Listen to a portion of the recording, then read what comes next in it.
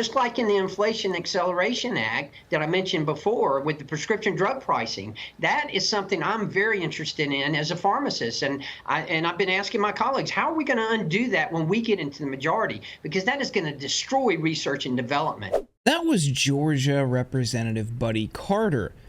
And if you're wondering what he means by that, I am too. What does he exactly mean by undo the damage done by the IRA as it relates to pharmaceutical price? Because it looks like, at least for Medicare and Medicaid recipients, drug prices are going to go down. We're giving Medicare the power to negotiate for lower prescription drug prices, which means seniors and consumers will pay less for their prescription drugs.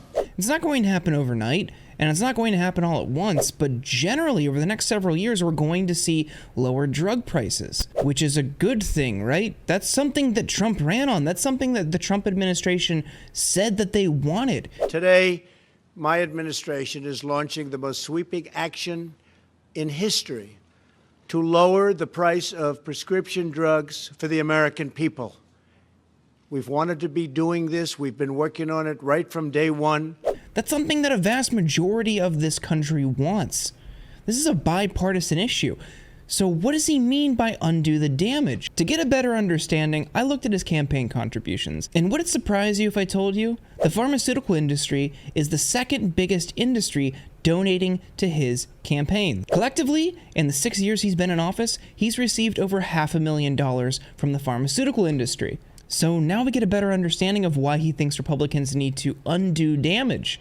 The damage isn't done to you. The damage isn't done to the patient.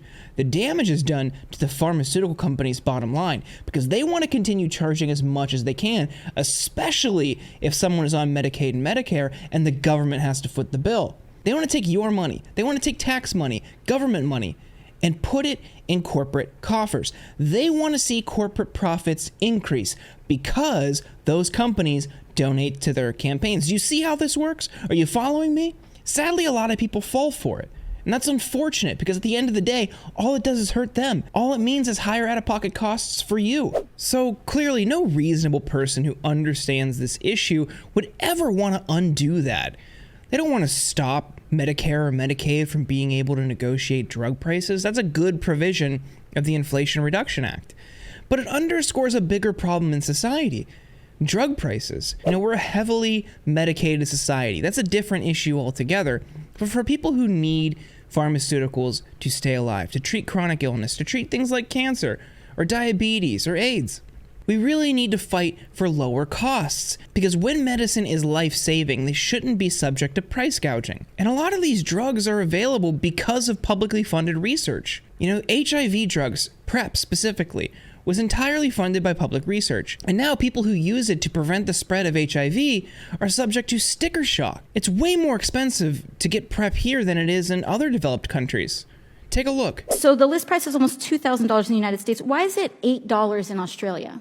When folks can't access PrEP because it's so expensive and we spread, you know, the HIV epidemic continues, that also comes at a public cost, right? So the public is paying, we paid to develop PrEP, we paid to finance the publicly funded trials to develop this drug. We also pay and foot the bill with patient assistance programs. Also, as you noted, the existence of these programs happen because of the public.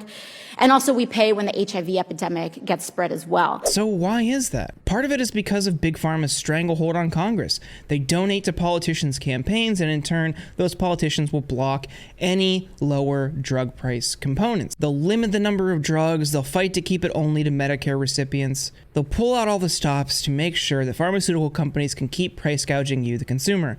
They want higher out-of-pocket costs for you, higher profits for the companies. And that's bull. The problem, yet again, is just money in politics. Until we can get corporate money out of our politics, these things are going to continue to happen.